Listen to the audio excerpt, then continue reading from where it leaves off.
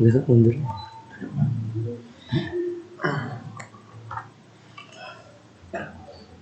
Bismillahirrahmanirrahim. Assalamualaikum warahmatullahi wabarakatuh. Alhamdulillahi rabbil alamin. Wassalatu wassalamu ala nabiyyina Muhammadin wa ala alihi wa sahbihi ajma'in. Allahumma alimna ma yanfa'una wanfa' bima 'allamtana wa zidna ilman. Allahumma la sahla illa ma ja'altahu sahla wa anta taj'alul hazana idza syi'ta sahla. Subhanaka la ilma lana illa ma 'allamtana innaka antal alimul hakim. Amma ba'du. Ya ayyuhalladzina amanu taqullaha haqqa tuqatih wa la tamutunna illa wa antum muslimun. Hadirin jamaah hafizakumullah. Alhamdulillah kita bisa berkumpul kembali di majelis ilmu ini. Insyaallah kita akan lanjutkan pembacaan atau pembahasan surah Al-Balad. Di pertemuan yang sebelumnya kita sudah menyampaikan tentang sebuah amalan yang diibaratkan seperti mendaki bukit yang terjal, bukit yang tinggi yang tidak semua orang bisa melakukannya. Falaqtahamal aqabah, orang-orang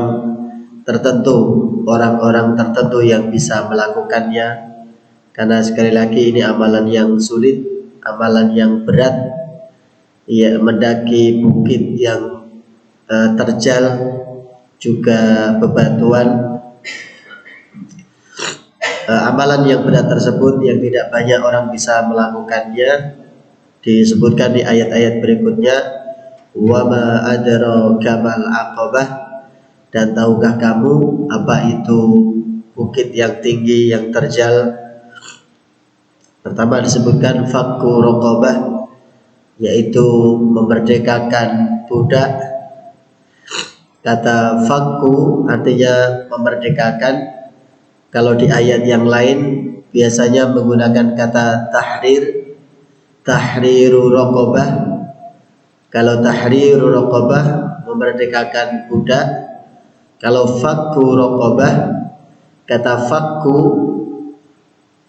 maknanya lebih umum, lebih luas, yaitu membuka atau melepaskan semua yang terikat. Jadi fikak atau fakka yafuku itu membuka sesuatu yang terikat, yang tadinya terbelenggu, yang tadinya terikat, kemudian dilepaskan. Orang begitu dilepas dari ikatannya, maka dia akan merasa lega, merasa nyaman, bebas. Jadi makna fakku ini lebih luas dari sekedar memerdekakan budak.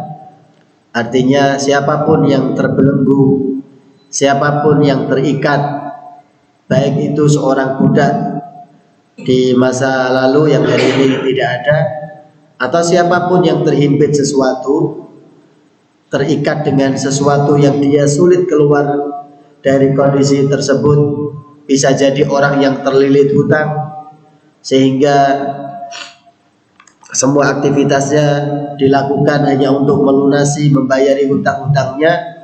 Berarti orang itu sedang terbelenggu, sedang terikat oleh hutang atau apapun. Semua orang yang terikat dalam kondisi terbelenggu itu kemudian dibebaskan, dilepaskan, dibantu keluar dari masalah yang mengikatnya, yang menghimpitnya, maka ini termasuk bagian dari fakku raqabah, yaitu melepaskan. Raqabah itu belakang ini tengkuk ya, istilahnya. Artinya kalau orang sudah dilepaskan, dia akan merasa nyaman. Dan sekali lagi ini termasuk amalan yang berat.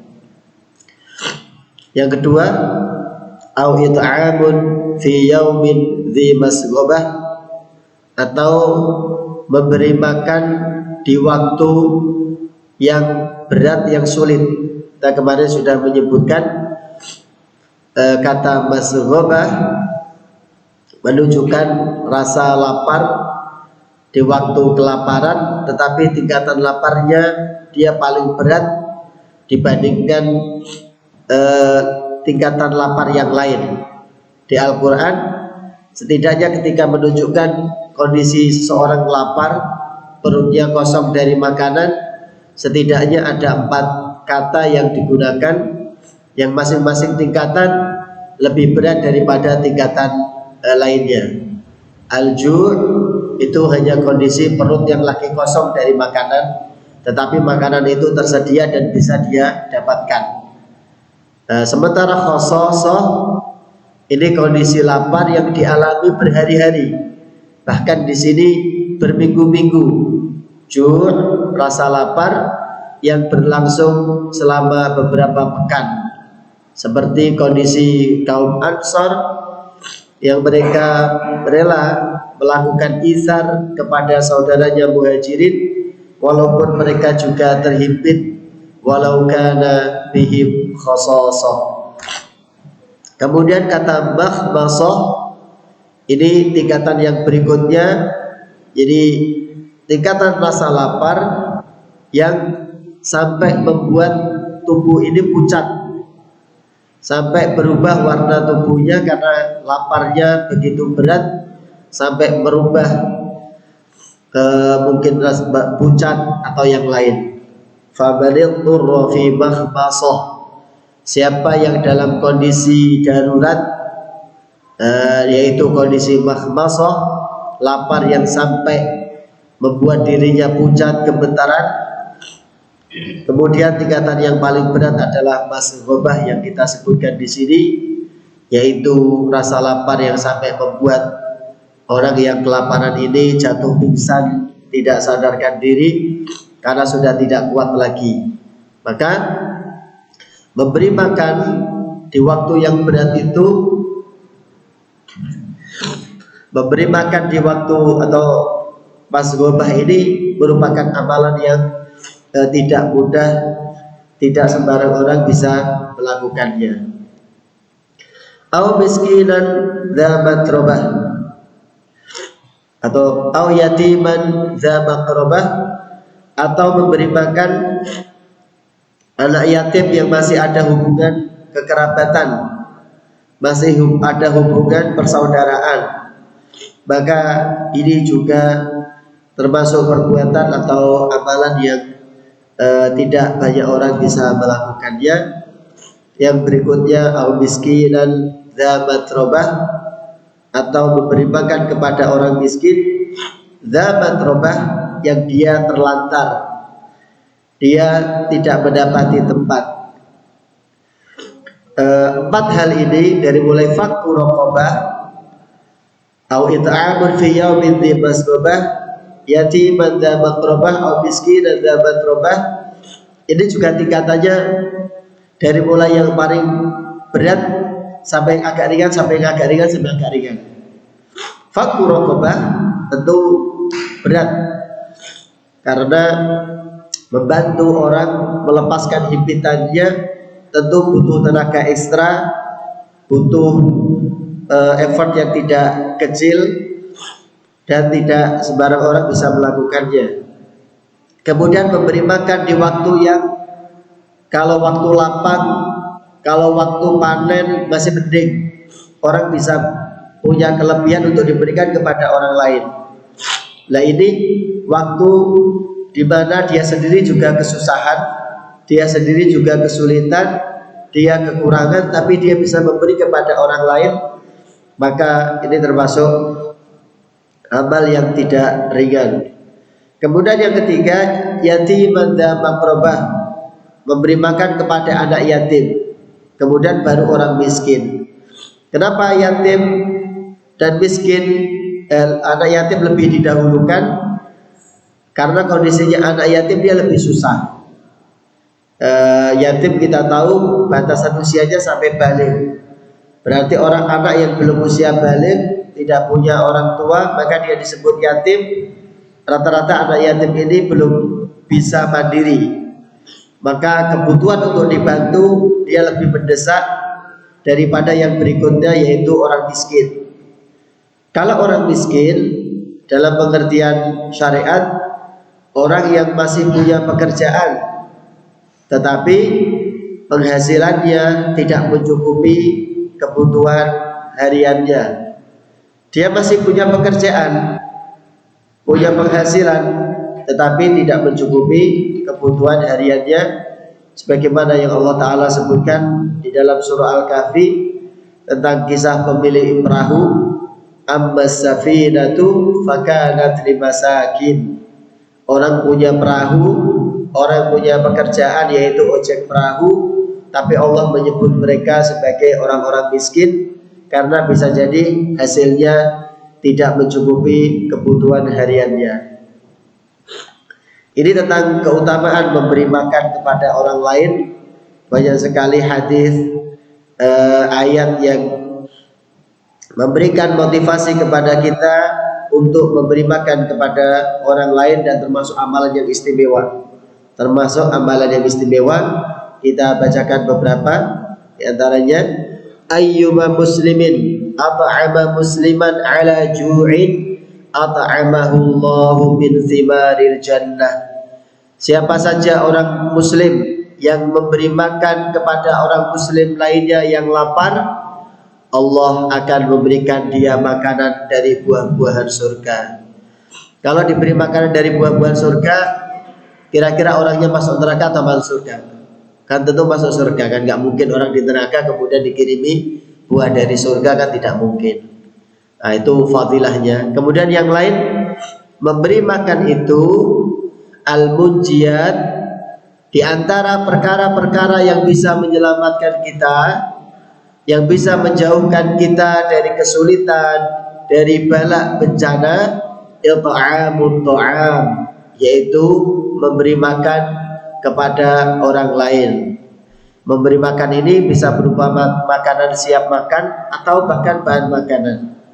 Jadi kalau ada orang ditimpa kesulitan, dihimpit kesulitan, maka coba ikhtiar dengan cara memudahkan urusan orang lain. Bukankah kaidah dalam syariat kita, wallahu fi aunil abdi ma damal abdu fi auni akhi. Kalau kita pengen ditolong oleh Allah, kalau kita ingin dibantu diselesaikan urusan kita oleh Allah, maka caranya yang paling cepat adalah kita bantu orang lain. Kita bantu orang lain, kita datangi orang lain yang punya kesulitan, kita coba bantu. Nanti dari situ Allah menjanjikan Allah akan menolong orang yang menolong saudaranya yang kesulitan. Termasuk memberi makan ini ternyata dia bagian dari al-munjiyat, yaitu hal-hal yang menyelamatkan.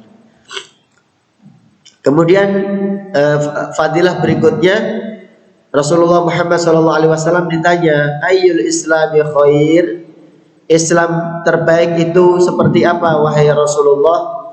Maka beliau SAW menjawab, tut'imut ta'am wa taqra'us salam ala man arafta wa man lam ta'rif, yaitu kau berikan makan kepada orang lain, kau bagikan makanan kepada orang lain, dan kamu mengucapkan salam kepada orang yang kamu kenal ataupun tidak kamu kenal.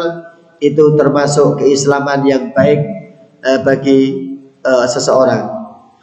Kemudian fadilah yang berikutnya, as-sadaqah babun min abwabil jannah, bahwa sedekah itu termasuk salah satu pintu di antara pintu-pintu surga.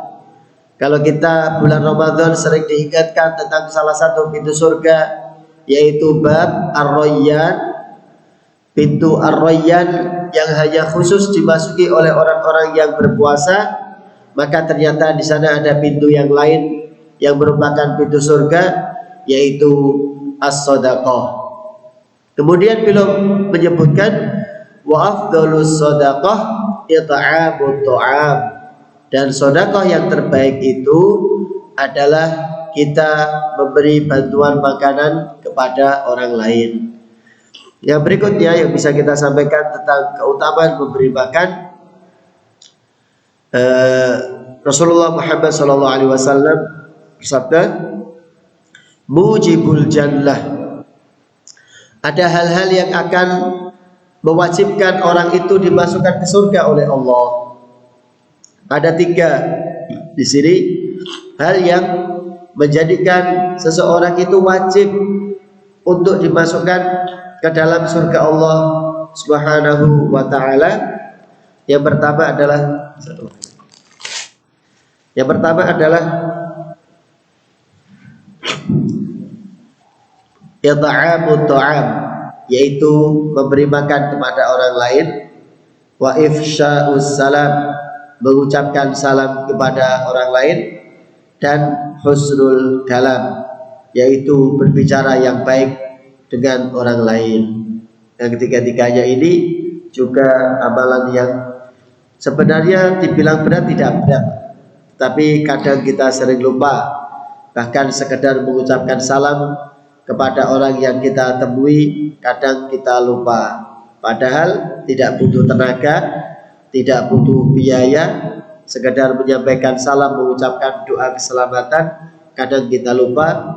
Padahal ini fadilahnya sangat besar. Mujibun atau mujibul jannah, mewajibkan orang yang melakukannya dimasukkan ke dalam surga.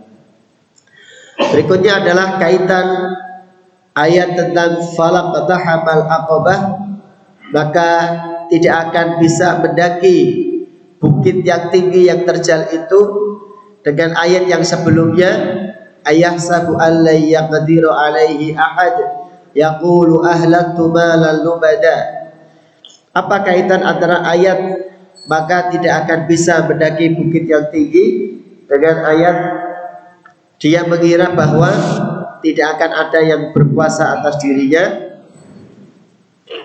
dan orang yang mengatakan aku sudah menghabiskan harta yang banyak, aku sudah mengeluarkan harta yang banyak.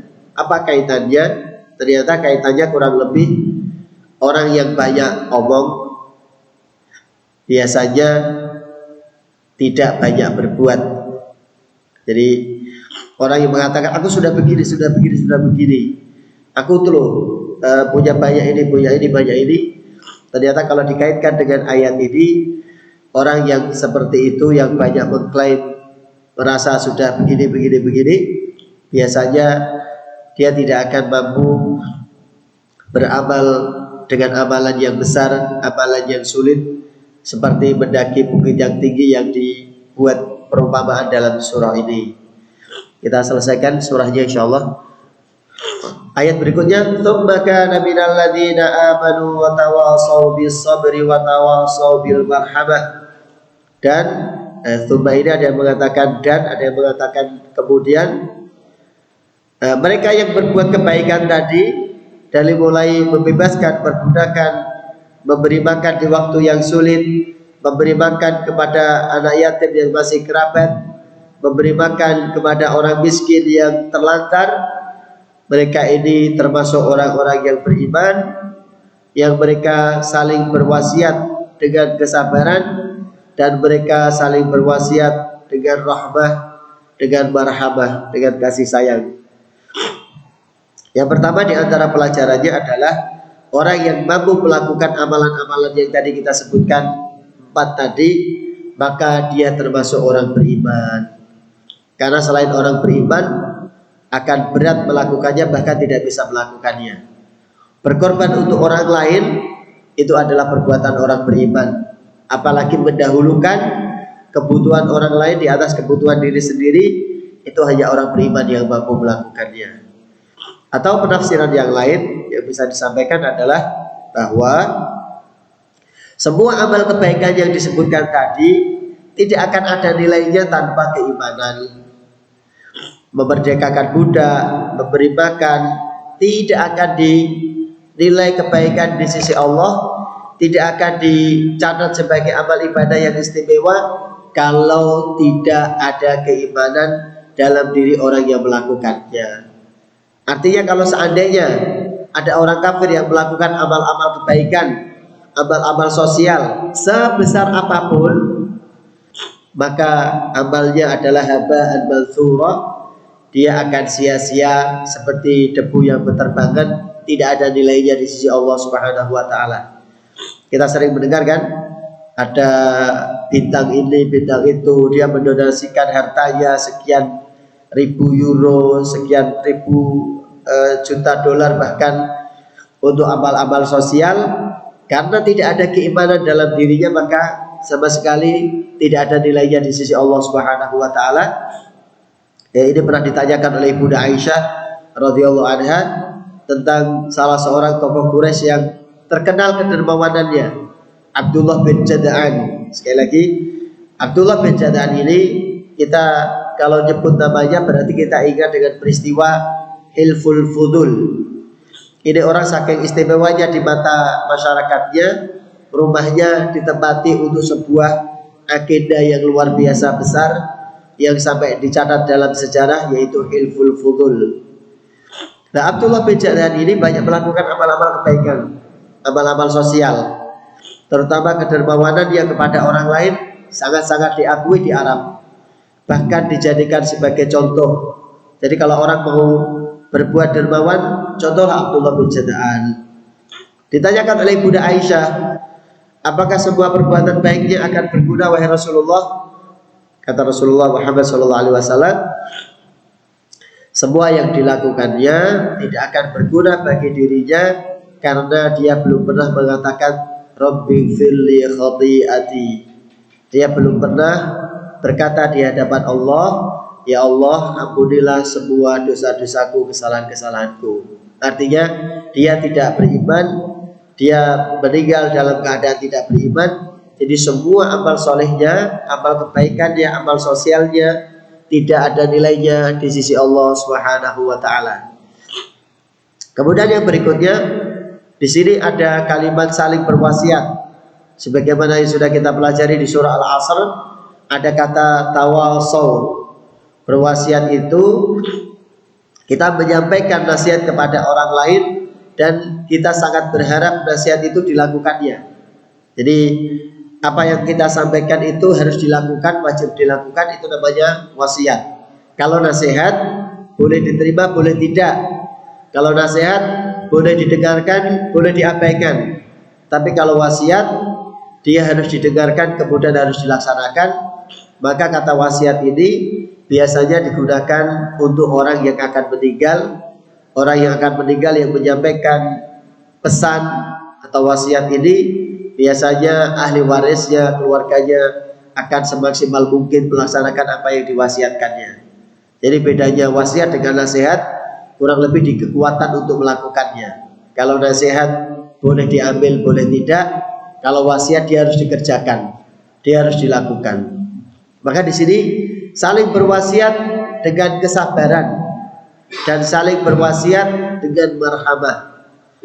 Kata marhamah berbeda dengan kata rahmah, walaupun artinya kurang lebih sama dengan, yaitu kasih sayang. Tetapi setiap ada tambahan di dalam kata di Al-Quran, maka tambahan itu pasti memberikan makna yang lebih dari sekedar kata kasih sayang. Kemudian yang menarik di sini juga, mengapa kata watawasau harus diulang? Bukankah bahasa Arab itu bahasa yang cenderung senang dengan yang ringkas-ringkas, tidak suka memanjangkan pembahasan? Ini menunjukkan bahwa yang akan disampaikan adalah sesuatu yang penting, maka butuh penjabaran lebih, butuh penyampaian lebih, bahkan sampai diulang. Antara sabar dengan rahmah, pertama kita bicara dulu tentang kata watawasau. Ini diantara ciri orang beriman adalah saling berwasiat, saling menyampaikan kebaikan kepada orang lain. Kalau saling berwasiat begini, maka saling menguatkan antara satu dengan yang lain. Amalan-amalan yang disebutkan sebelumnya adalah amalan-amalan yang berat. Kalau dia cuma dilakukan satu orang, tentu akan sangat-sangat terasa berat. Tapi kalau itu dilakukan bersama-sama, saling menguatkan satu dengan yang lain, maka akan lebih terasa ringan dan bisa dilakukan lebih mudah. Kemudian antara kata sabar dan kata marhamah, dia ibarat saudara kembar, dia ibarat sepasang. Artinya apa? Artinya orang yang sabar pasti dia akan merahmati, menyayangi, dan orang yang tidak menyayangi pasti dia tidak sabar. Jadi kalau sabar pasti dia menyayangi, tapi kalau orang yang tidak bisa menyayangi orang lain pasti dia kesabarannya kurang atau bahkan tidak punya kesabaran. Dan orang yang sabar itu orang yang rahmah, orang yang lembut, orang yang bukan orang yang kasar. Ayat berikutnya ayat 18 dan 19 Allah Subhanahu wa taala menyebut mereka yang melakukan amalan-amalan istimewa ini, ulaika ashabul maimanah, mereka itulah termasuk orang-orang yang golongan maimanah. Kata maimanah setidaknya memiliki 3 makna. Yang pertama, maimanah adalah dari kata al-yumna, al-yumni wal barakah. Sebagaimana kalau kita berdoa ketika melihat hilal, ada kata al-yumni wal barakah, artinya adalah kebaikan dan keberkahan. Berarti orang beriman itu orang yang dekat dengan kebaikan atau orang yang baik dan hidupnya penuh dengan keberkahan. Makna yang kedua, maimanah adalah golongan kanan, yaitu orang-orang yang nanti akan menerima catatan amalnya dari tangan kanannya, dari arah kanannya. Makna yang ketiga adalah ashabul maimanah adalah penduduk surga, sebagaimana yang disebutkan di dalam surah Al-Waqiah, wa ashabul yamin ma ashabul yamin fi sidrin makhdud, dan seterusnya. Begitu juga ayat yang ke-19, Allah Ta'ala menyebut orang-orang yang kafir mengingkari ayat-ayat kami, mereka itulah ashabul masy'amah. Ashabul masy'amah, kata masy'amah juga memiliki 3 makna sama dengan maimanah. Masy'amah yang pertama dari kata syu'b. Asyu'bu itu artinya orang yang celaka, orang yang sial. Berarti orang kafir itu orang yang akan celaka, mereka orang yang akan tertimpa kesialan. Kemudian makna yang kedua, ashabul masy'amah dari kata shimal, artinya mereka akan menerima catatan amalnya dari arah kiri atau dari belakang punggungnya. Ashabul masy'amah, mereka adalah para penghuni surga. Yang terakhir, alaihim narum muqsadah, maka bagi mereka orang-orang kafir ini, mereka akan dimasukkan ke dalam neraka Jahannam yang muqsadah.